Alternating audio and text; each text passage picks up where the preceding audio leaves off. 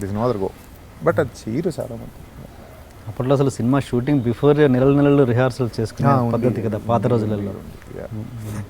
ఇప్పటికీ మా సినిమా బాహుబలి ఇలాంటి సినిమాలన్నీ కూడా మేము ముందు రీడింగ్ సెషన్స్ వాటికి చూసుకుని కూర్చుని ఒకసారి మొత్తం సీన్స్ అన్ని గో త్రూ ఆల్ యాక్టర్స్ కూర్చుని చేసి ప్రాక్టీస్ చేసి వెళ్ళడం జరుగుతూ ఉంటాయి. అలా చేస్తున్నప్పుడు సీనియర్ ఆర్టిస్టులు కావచ్చు, సపోజ్ పేర్లు ఎందుకు కానీ చాలామంది కొంతమంది దానికి రిహార్సల్ రావడం ఏంటి, షార్ట్లో పెట్టేసి నేను వస్తాను జాయిన్ అవుతాను అన్నాడు, అలాంటివి ఎక్కువ జరుగుతుంటాయి అనుకుంటా బహుశా. యా అది ఇంకా అది రైట్ రాంగ్ నాకు తెలియదు. బట్ కొంత మేబీ కొంత ఓవర్ అన్ ఏజ్, మేబీ ఒక ఓవర్ అన్ ఎక్స్పీరియన్స్, కొంచెం అదన్నా కంపాషన్ తగ్గడం వల్ల అలా ఏమన్నా అవుతుందేమో నాకు తెలీదు. బట్ దే మైట్ బి వాళ్ళు కాన్ఫిడెంట్గా ఉండొచ్చు. బట్ మిగతా ఇప్పుడు అక్కడ నాలాంటి వాళ్ళు చిన్న యాక్టర్స్ ఉంటే వస్తే బాగుంటుంది, రాకపోతే ఏం చేయలేం. But will do it, will go head. Amitabh Bachchan గారే చేసినప్పుడు అందుకని అమితాబ్ బచ్చన్. ఓకే టెన్షన్ విషయానికి వస్తే మీరు మన తెలుగులో రవితేజతో చేసేటప్పుడు కొంచెం టెన్షన్ ఫీల్ అవుతారంట. టెన్షన్ కాదు అది. రవి అన్న ఏంటంటే he'll be very jovial. So he'll be uttering tons of energy on the location and he'll be very very jovial అన్నమాట. కంటిన్యూస్గా నవ్వించేస్తూ ఉంటాడు ఆయన on the location. Continuously his joke, his wit and everything. So ఏమవుతుందంటే seriousness ఒకేసారి షార్ట్లోకి వచ్చేటప్పటికి ఆయన ఎదురుకుండా కన్ఫ్రంటింగ్ ఏదైనా డైలాగ్ చెప్పాలంటే నీకు ముందు బ్యాక్ ఆఫ్ ది మైండ్ అని కంటిన్యూస్గా అప్పుడు నవ్వించినవి గుర్తుంటాయి. ఇక్కడ ఏంటంటే నీకు సీరియస్లోకి వెళ్ళి నవ్వేస్తుంటాం. సో దాన్ని స్టాప్ చేసుకుని మనం యాక్ట్ చేయడానికి టేక్ టైం అనమాట అంతే. సో అది ఆ రకమైన ఇది తప్ప. మీరు ఇండస్ట్రీలో ఎక్కువ ఏ హీరోతో ఎక్కువగా మూవ్ అవుతారు, ఎక్కువ మంచి ఫ్రెండ్షిప్ అంటే? ఎప్పుడు ఏ సినిమా జరుగుతుంటే అప్పుడు వాళ్ళతో ఫ్రీగా ఉంటాను నేను.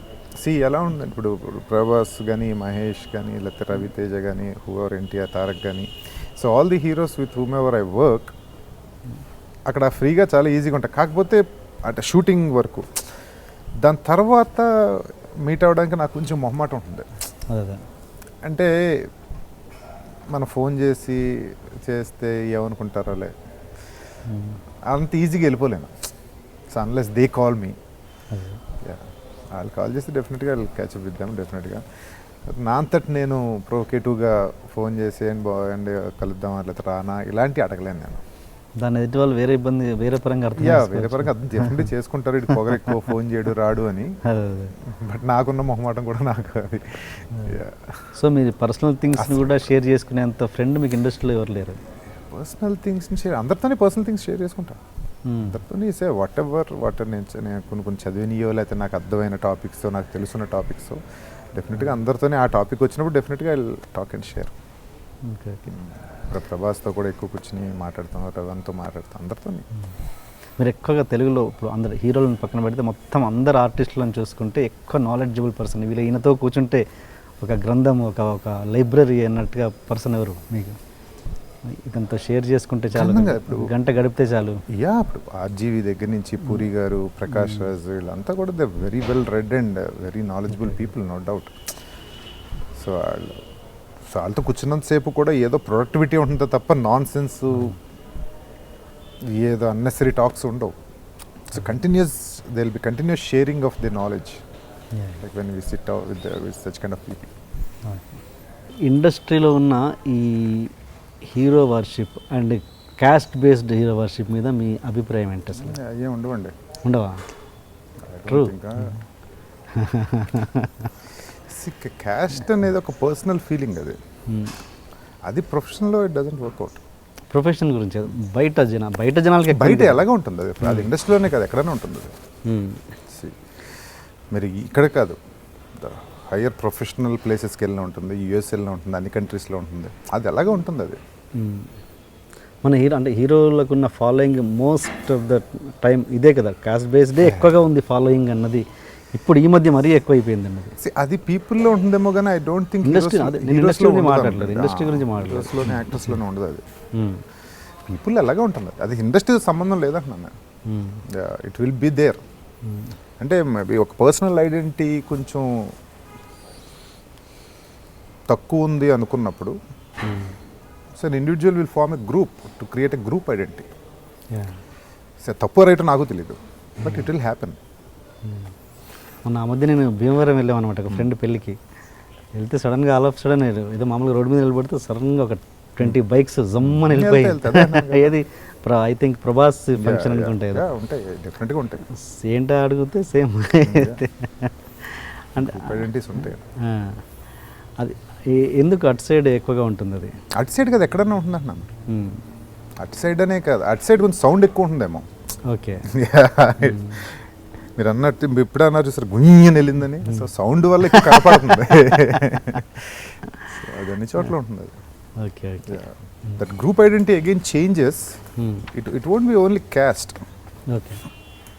ఇప్పుడు ఎలా ఉంటుందంటే మీరు ఏదైనా ఒక దేశం వెళ్ళి బతుకుతున్నారు అనుకోండి,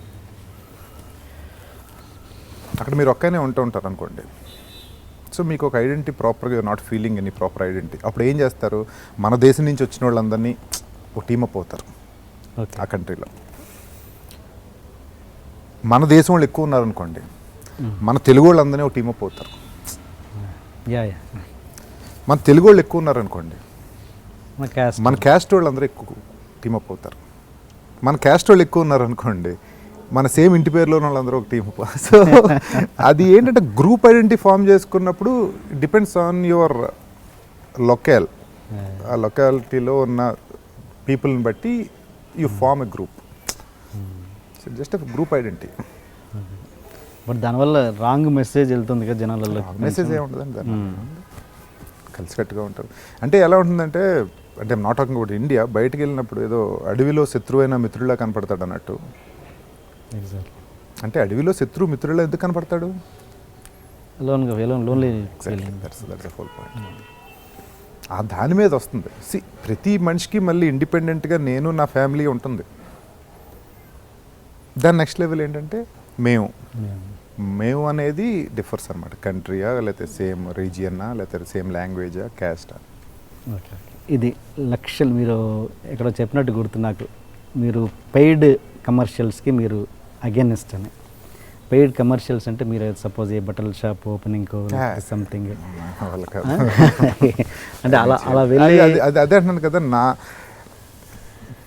మై ప్లెజర్ ఆఫ్ వర్కింగ్లోకి రాదు అది. Okay okay. అంటే అంటే అంటే అలా చేసే హీరోల మీద, హీరోయిన్స్ మీద మీ అభిప్రాయం? వాళ్ళ ఇష్టం. వాళ్ళకి ఇష్టం అది. Okay okay. అంటే నువ్వు ఏదైనా చేసేటప్పుడు అది నీకు పెయిన్ క్రియేట్ చేస్తుంటే అది చేయడంలో సెన్స్ లేదని నా feeling. So for how much ever you getting the money out of it, నేనైతే చేయలేను అలాగా. మేబీ ఒక ఫ్రెండ్స్ ప్లేస్ ఏదో ఓపెన్ అవుతుంది, ఆ ఫ్రెండ్ రమ్మన్నాడు, fine I'll go. Commercially I can't. ఇప్పుడు మీరు సినిమాలో యాక్ట్ చేస్తుంది డబ్బు అంటే కమర్షియల్ కదా, అదే కదా. That's what my first point. నా ప్లెజర్ వచ్చింది నేను వర్క్ చేస్తాను. ఇప్పుడు సపోజ్ నేను ఏదైనా క్యారెక్టర్ మీకు ఆఫర్ చేస్తే కొంచెం డబ్బు తక్కువ ఇచ్చినా మీరు చేస్తాను? డెఫినెట్గా. అయ్యో డజంట్ మ్యాటర్ ఫర్ మీ. చాలా చేశాను నేను, అవి డబ్బు లేకుండా కూడా చేసినవి చాలా ఉన్నాయి, తక్కువ ఎక్కువ కాదు. బట్ ఇది ఈ టాపిక్ బయటకు వెళ్తే జనాలు కావాలని తక్కువ ఇచ్చిన వాళ్ళు కూడా ఉంటారు. చేయనండి, అదే నువ్వు అప్పుడు అగైన్ నా చాయిస్ ఒకటి ఉంటుంది కదా. Okay. If the character really articulates me, definitely I do that.